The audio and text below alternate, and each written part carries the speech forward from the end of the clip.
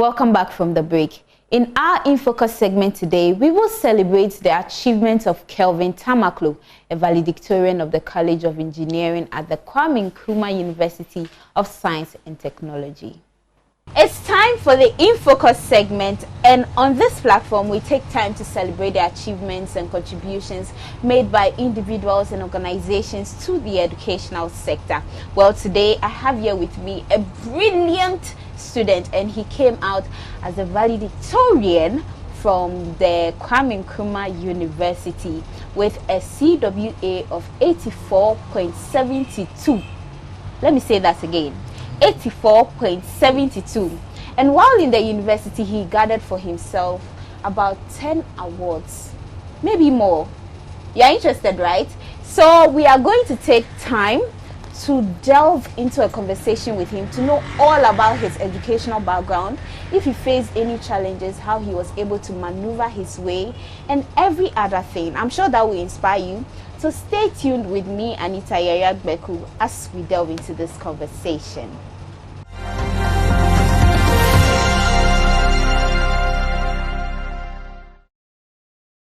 Like I said, we have here Kelvin Tamakloe. Olanyo, you are welcome to the In Focus segment. It's nice having you here. It's nice being here. Thank you very much for having me here. You are welcome. So, who is Kelvin Tamakloe Olanyo? Tell us. Okay, so Kelvin Tamakloe is a very passionate young man, of course. Growing up, things weren't easy, so my basic education was a bit rough, and I had to skip school for some time. I'll tell you about it later on. I come from a family of 6. Right. My mom, my dad, I have 3 other siblings, all boys. So you can imagine. Hey. There was a lot of fights at home, a lot of loving ourselves too. Like it's all part of what built us and built me in particular. So Terry, my big brother, I'm the second. I have Desmond and Darlington, my 2 younger brothers. Then I went to Pantapim School for my senior high school education. I did general science. Then to KNUST, electrical engineering, and I now have a degree in electrical engineering now. Yes, we know that. Yes. He came out as a valedictorian also. Yes. Wow. So that's something brief about me. Nice. As you were talking, you mentioned you had a lot of difficulties, and we want to delve right into that. Okay. So what were these difficulties and challenges you had while growing up, and was there a way that this was affecting your academics? Yes. So growing up, my parents were facing financial difficulties. So what I remember, what I was told was, I started school from nursery, crèche, KG1, and then like something hard happened, so I had to stop school. So I was at home with my mom. My mom used to make palm oil at Bojiase, in a village in Central region. Yeah. So I was at home for KG2. I was at home for class 1. Yes. And I resumed school in class 2. So yes. You did not. I did not go to KG1 and yeah, but when I got to class 2, I realized that like things came to me by God's grace. Yeah, I realized that like I could pay attention, I could focus, I could sit down and learn, right. And like it was good. It was good. I remember in class, for the class 1, I took an exam. I went to one government school at Dansoman, went to write the exam, and I passed. Yeah. But I was supposed to carry my own decks to class. It was school, you had to like bring your own decks when you're coming to school. From the house? From the house. So, and it didn't work out because I couldn't afford the decks by then. So I skipped class 1 too. Yes, and resumed school in class 2. Yes, and all these things were parts of the things that built me, made me stronger. Right. And I'm happy I'm here today. I'm a degree holder once again. You really want to rub this in for us, eh? Yes, that's nice. I like that. Yeah. Okay, so with all of these difficulties, you made it through to the university, and you are now a valedictorian of your college, which is engineering. So what course did you study back there in the university? And initially when you entered, did you have any issues with these courses? I did electrical engineering. Yes, and initially when I entered, right, I was told it was hard. Like I was told that one of the hardest courses in the university is to do electrical engineering.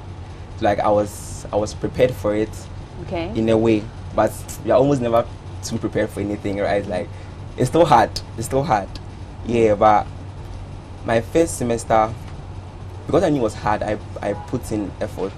I had senior course mates helping me with course materials. Okay. I would ask them all the questions, like study groups, and it seemed to be working.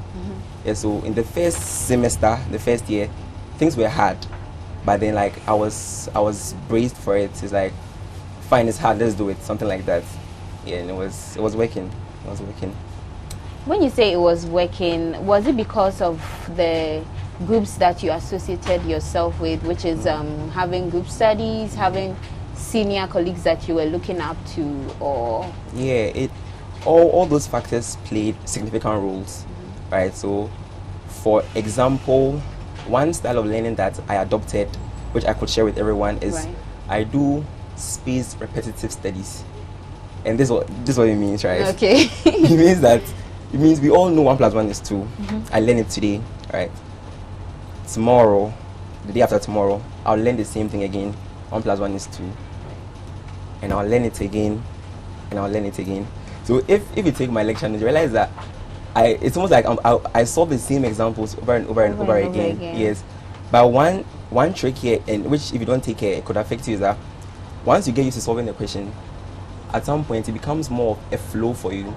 So you don't really concentrate on whether you understand it or not. I don't know if you get me. No. Okay, let me explain. It's like at some point it becomes like your mind knows that, okay, I go from here and I go from here and I move to here and I have my answer. So when you're doing it next time, you don't think of the details of it. Right. It's like you're just running through it. So it may be very tricky. You may think you've gotten it, but you've still not gotten it. So what I do and what I told my friends and everyone around me to do is that when you're solving it again, you treat each question like is a new question, it's a fresh question. Okay. So let's reset and let's think about it. And it was helping. Plus the group studies, my friends were very supportive. Senior course mates very supportive too. And yes, all these things put together was the perfect recipe, and everything was just working for me.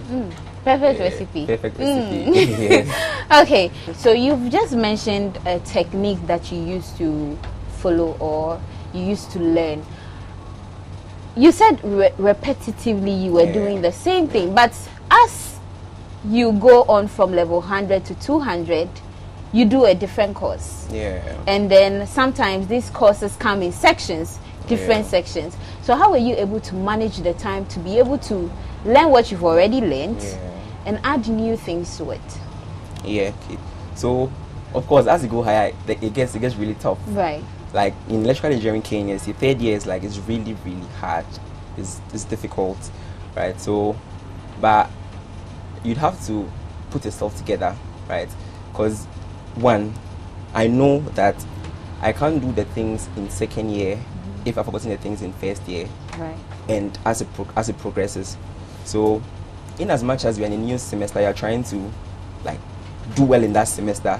The knowledge is transient. Like you'd have to refer to something in the past, and once you've done it over and over again, referring to it is easier. It's easier, and then like with the time management thing, I believe, right, and I tell people that you mustn't learn 10 hours every single day, right? You just have to learn 4 hours every single day, or 5 hours every single day. Okay. It's the consistency that'll bring the result. So it's like every day 4 hours, and it's hard. Like it's not just like it's very hard. Like you slack at some point. Like some point you don't learn, and it's like you are hard on yourself, and then the next day you go back to it again. So 4 hours a day, you still have time to hang out with friends, still have time to watch a movie if you want, still have time to go to church, still have time to do the things you want to do. I dance in church. You go to that. I had to bring that up. I dance in church. Yeah. I've been dancing in church since class 4 actually. Went to school, kept on dancing. Fancy school, I've been dancing throughout the fancy school. It's like I have to do this by this time. So this is what I'm doing. 4 hours learning a day is what I have to do. That one is untouched. So no matter how tired I am, like I could go out with friends and I come back and I know that okay, I'm supposed to learn before I sleep today. Right. And it was that mindset that was helping. It was really helping me, like for the most part of my 4 years in KNUST. Yeah. You have already answered my next question. My next question, which was how were you combining difficulty in engineering? Because when you entered, you said everyone was telling you studying engineering is not hard. An easy task. And they weren't wrong too. They weren't wrong, exactly. And while you were trending because you came out as a valedictorian, a video popped up of you dancing. And it's not just about dancing. You do other things. You find yourself engaging with friends and all those things. That was even in your speech. So how do you combine having to learn for school, having to do other activities for yourself personally, friends, family? Because sometimes you get overwhelmed with these kind of things. But you've been able to combine all of these things. You came out as a 84.72. It's not just peanuts. So how? Tell us. We want to know. Don't sugarcoat it for us. Tell us the truth. Okay. Nothing but the truth. Nothing but the truth. Right. So, as I said early on, right, I at some point I had to convince myself, right, to believe and accept that 24 hours is somewhat like it's somewhat long, although it's short, right? But I had to accept that. Okay. Fine, sleep for 6 hours or less. Number one, that's 6 hours, 5 hours. Like is enough rest in some way. Yeah, learn for 4 hours. We had 9 hours or 10 hours already. 14 hours left. Yeah, you can dance if you want to. You can, yeah, you can. And I wouldn't advise anyone to quit or sacrifice doing something they love at the sole purpose of like studying to achieve a particular goal, because in the end the wholeness or the completeness of you also lies in the things that you find joy doing. Like I like dancing so much. Like I go to rehearsals on Saturday, I'll dance on Sunday in church, I'll go for midweek service. Like I love doing those things. I love dancing, right? So I wasn't going to say because I had to study for 4 hours, I wasn't going to dance. So it's like you have to condition your mind and accept that, like it's good to do the things you love, and it's good to really study hard too. And once you are focused on doing both things, or like every other thing you do, like hanging out with friends, every other thing you do, everything would work. If not perfectly, like it would try to scale up a bit, and I realize that you'll be okay. Like I'm not all perfect. Like I've slacked so many times. Like in my speech, I mentioned that one of the things that people should focus on is the intrinsic value of relationships. Because I realized that I survived the school because of the friends I had, because of like the relationships I built with people. People just call and check up on you that, yo, what's up? Are you good? Like, yeah, what are we doing today? So those things must all be factored into your 4 years in school or your studies everywhere, anywhere. Like, everything you do. I was the vice president for my department too. I ran for the vice president in second year. I won. Like, yeah. And that one it was hard. Things became harder. Yes, because now I had other responsibilities, right? Yeah, so but you have to focus on doing everything you're supposed to do. And it's hard. I keep saying it's hard because like I don't want people to like think that it's easy for anyone at all. It's not easy for anyone at all. Like anyone, it's hard, and like you'd have to work hard. You have to work really hard, and you'll slack at some point. You go hard on yourself, you're supporting yourself, and then you just get up and you just continue doing what you do, what you're doing.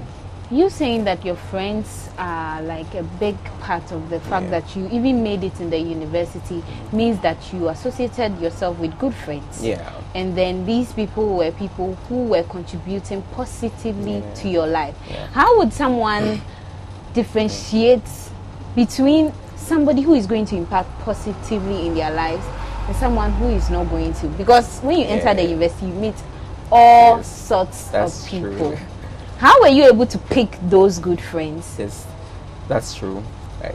So when junior classmates talk to me, I always tell them that when you come to school, right, one of the things you shouldn't do is is to rush in choosing your friends, right? Because some people at first they seem good, like, so let me just join this person and let's learn together, and you realize that All sorts of things. yes. So take your time, right? The Bible says that by their fruits you would know them. Yeah. So I feel like these characters they come up like by mid-semester exam. You should have noticed those who are serious, those who are going wayward, those who are focused, and then you put yourself together with them. And so for me, it started with my friends from infant school. Okay. Since I knew them from Boche, we're in the same class now. Okay, let's learn together. Then as we went along, I gathered new friends from everywhere, and everything was just fine. Okay, Kelvin, what do you aspire to be? Why did you even study engineering in the first place? Yes. So initially, I didn't want to read engineering. No. Why? For the most part of my life, like from basic school through to senior high school second year, I wanted to be a doctor. Yes. So what changed? Yes.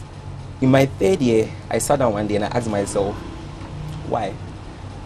And in your third year, in my studying third year in infant school, okay, I asked myself, why do I want to do medicine?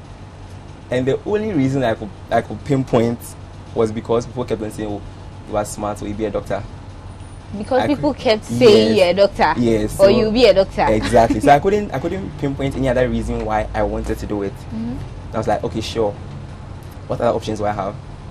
I realized that in the general science courses I took at Infantipim, I like math very much. I like physics. I like those calculation stuff. So I was like, okay, let's go into engineering. Okay. Engineering, what are we doing in engineering? So I realized that with the physics, I like the electricity aspect too. I like let's do Ohm's law, something like that. Yeah. So I was like, all right, then electrical engineering it is, and I don't regret doing it. Like I loved doing it. It was hard. It was interesting. I gained a lot of insight from the lecturers, the professors. Yes, and yeah, I think that's Didn't you face? Didn't you get questions from your family saying, why do you want to stop? Oh, yes. Studying science, now you want to do engineering? Even through the second year in KNUST, my mom kept saying that, so you know, be a doctor for me. Oh. So, yes, but I hope now she's convinced that I made the right choice. Yeah. So I had people like my family members saying, why no medicine? Especially because people's knowledge in engineering is so limited, right? People think if you do electrical, you climb poles. If you do mechanical, you work in the fitting shops. Like people's knowledge in engineering is so limited, right? So I had a lot of lashes from people like, why are you going to do engineering? But I wanted to do it because of my strengths. I was like, this is something I can do. This is something I want to do. So like, let's just go for it. Yeah. And you went for it. And I went for it. Well, what field of engineering are you going to focus more on? So, I want to focus on. I want to go into. I want to do a PhD in electrical engineering in the field power electronics. Power electronics. Yes, power electronics. Okay. Yes. So power electronics deals with developing power converter topologies that will optimize the integration of renewable energy integration. That's number one. So as the world is going green energy, like it's power electronic stuff, or electric vehicles, right? Tesla. So that's all power electronics optimization, stuff like that. Those are like the fields that I'm very, very much interested in. Yeah. Nice. You know, when you mentioned the fact that when you were in SHS, then you sat down and you were like, nah, why do I even want to do medicine? Yeah. And you decided to change your path. There are so many other people out there who, are being forced. Not forced like literally, but by what people say, they feel like, okay, this is the path I want to go to. But that may not actually be what they are passionate about or interested in. What do you have to say to those people? The fact that you still didn't figure yourself till SHS. Yes. Is it okay not to figure yourself? Yeah. So let me see. So one thing my dad used to do for me when we were young, all my siblings and I, he used to teach us. Like we set up a board, a table, we'll sit down, like we are learning, like solve math, you do science. My dad is a really good teacher actually. So it was very helpful. and then he will go on and on about how you'll be a doctor one day, right? Yes. So through to SHS, he's teaching me physics, and he's talking about how I'll be a doctor. Uni is teaching me calculus. He's telling me about how I'll be a doctor too. So, or how I should have been a doctor some way. Yeah. But I know that mostly such decisions are influenced by parents because they want the best for us, right? Like, it's not like they're bad people. They want the best for you. Sometimes they're looking at connections they have, or they're looking at people they know, their experiences. So like, it's not a bad thing that your mother or your dad wants you to do a particular thing, right? But I feel like at one point in everybody's life, as we are growing up, you have to sit down, right? Because like by SHS first year, second year, like you are matured a bit. You have to sit down. You have to ask yourself, all the questions. Like you have to ask yourself, how did I get here? Right? Okay, what am I doing here? What do I want to do? Can I do it? Can I do it is very important. Like, do I have the? Because I believe that we are all built differently. Exactly. We have different capacities. We have different capabilities, right? And I say this story everywhere I go. I give these two scenarios. Okay. I know two people, right? One of them starts with an average of 85, like top of his class, KNUST. Nice. Finishes with 78, and it's like he's so sad. 85 to 78. It's still a first class, a very high first class, perfect average. But like he's so hard on himself because he knows what he could have done. Better. He could have been valedictorian of his year even. Clearly. And here's another guy I know personally who starts with a 54 and finishes with a 61. And for him, like, that is his greatest achievement in life. Like, and that's the second upper. So you see first class, second upper. And they are feeling differently. Yeah. And because we are built differently, we can do different things. Other aspects of our life are better than other people. Exactly. But everything makes us complete, right? So what you're supposed to strive for is being the perfect version of yourself. You have to ask yourself, okay, can I do this thing? Like, okay, I can't. What are my strengths? Is there any other thing I can do? Let me go and do it. And once you're doing it, you have to put in your very best. Because from 54 to 61 in Kenya is hard. Hey. Like, he had to sit down to learn very well. He learned, like, I know him, he will learn, he will solve all the examples over and over again. And yeah, he was so happy in the end. So just keep these two scenarios in your mind and know that we are built differently. But just make sure you are being the best version of yourself. Yeah. Nice. Yes. So you were the best version of yourself in the university by gathering more than 10 awards. Yeah, I tried. Or even you didn't try, you did. Because you took all those awards home. I mean, what were these awards that you won? Can you give us, mention them one by one, or if you can't, tell us what courses that you got them in. Okay, so the most recent is being a valedictorian for the College of Engineering. Okay. Then, prior to that, I was awarded the Vice Chancellor's Award for the most excellent student with the highest average. That was fourth year first semester. Hey. Yes, my fourth year first semester. And before that, I was on the provost list of excellent students for 4 times. As like first year, second year, third year, and fourth year. Hey. And I was the best student in my class for 4 times too, for the 4 years. I'll say you were born a shark. Yeah. You were born.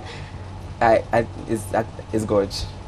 It's but you also put in the work. Yeah, I try. I do my best. Nice. And with that, so let me say this thing too. And it's another example I say.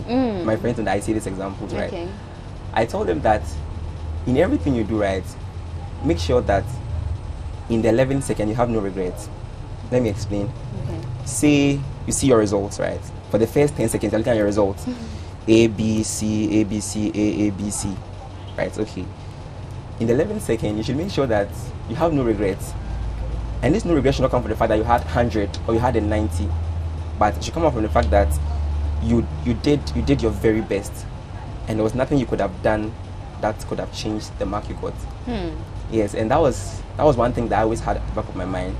So it wasn't smooth for me. I dropped. I remember in second year, second sem, my average dropped a little.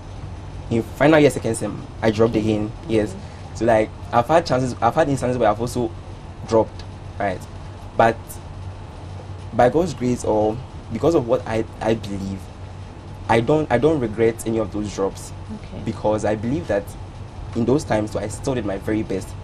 and there was nothing I could have done that could have changed the outcome of my results. It's like in everything you do, just strive for that. Like you are doing your best, no regrets. In the 11th second, no regrets, no regrets. That's nice. It's inspiring. Yes. See the way I'm looking at Yes, you. I see. It's really nice. So can you carry on with the awards? Because I think I so that's the 10. So 4 times best student, 4 times provost list. Wow. Okay. That's 8 plus the vice chancellor's award and plus the valedictorian. And I also won 1 scholarship from there. And as you mentioned, I think I can thank them on your screen, right? Right. Right. Sure.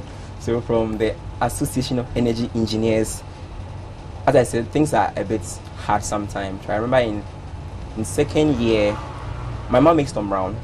Yes, she makes Tom Brown. She has a Tom Brown business at Mills Tasty Foods. Okay. Which in second year things were hard that I used to go through the halls. I was selling them.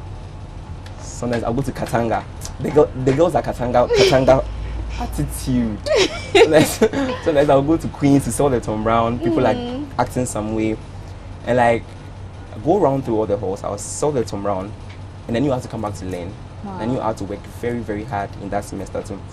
So when the Association of Energy Engineers gave me the scholarship in 3rd year for my final year, I was very happy. At least like it gave me a sound mind to focus on my final year, and it was good. I want to thank them very much. Yes, I think that's the key. I'm happy for you. Thank you very much. And I'm glad they gave you that scholarship. Yes, hey, I'm very at the 4th year, and you have to go and be selling. I know how that feels like. It was hard. I'm glad you put through. Yes, please. So I think everyone should try my mom's Tom Brown too. Yeah, selling. Yes, I'm selling mom's Tom Brown online. All right, sure. So what next for Kelvin? Okay. What next for you after you've gotten your degree? Are you doing internship now, or you are working somewhere? And in the next 5 to 10 years, what are you going to be doing? What is your vision after you've entered the engineering field and you are making it there? Okay, so right now I'm a teaching assistant in my department. Yes, and I'm looking forward to doing. As I've said I want to do a PhD in electrical engineering, power electronics. So probably for the next 5 years of my life, I should be studying again. Okay. Yes, that's doing a PhD. For what I want to do, there are not enough like research on it here. So I'm looking forward to international universities. Nice. Yeah, so I'm appealing to the scholarship secretariat or some NGOs, individuals, or yes, who like to support. I want to pursue my education in power electronics outside, and I'm a renewable energy integration enthusiast. So after all the knowledge I'll gather out there, I would want to come back and make a little change, a little adjustment, and find ways to integrate such knowledge in our system and how it would benefit the country. Yes. With this one that you are looking to go international and all that, I hope you come back to Ghana to help our... I'm definitely coming back. Good, that's good. Coming back. It's been a wonderful time with you. I've been inspired, and I don't know what to say. How you were able to maneuver your way through all of those difficulties and selling Tom Brown. Edmil's Tasty Foods. As a guy, were you not shy? I a little, especially if the girls are giving you attitude. Yeah, like sometimes you get a knock, they open, oh, it's Tom Brown. But here you are now, and you are up for bigger things. And what are your last words to our audience? Somebody who has listened to your story, maybe going through difficulties or struggles with academics, finances, and all of these things. What are you going to tell such a person? Okay. So my last words are things I've said throughout my entire speech, right? I'll say, strive to be the best version of yourself. I'll say that take your God seriously, because like you have to have a belief. You have to believe in something, because I believe that like it's God. That's why I'm here. You have to believe that there's like a force that's holding you or that keeps you every day to do what you want to do. And I'll say that it's okay not to have everything figured out. It's actually okay Like, I don't have everything figured out myself too. But what matters is that you wake up every single day, you do something new for yourself, something that makes you better every single day, and everything will just like, it's like a puzzle. Everything just comes in, everything just closes in to make the entirety of you. Yeah. So all the best to all of you. Thank you, Kelvin. Thank you very much. It's been an amazing conversation with you, Thank you very and much. I hope that you don't stop here. You keep moving to higher heights. Right. So that was a beautiful, wonderful, interesting conversation with Kelvin Tamakloe, and he was a valedictorian for KNUST, the engineering college, and I had an amazing conversation with him. I'm sure that you are inspired also, and you know that every blessed week I come with amazing personalities, interesting personalities, people who are going to inspire and motivate you. That means that next week I'll be here with another person and you'll be inspired. So stay tuned till next week. My name is Anita Yaya Beku. Catch you same time.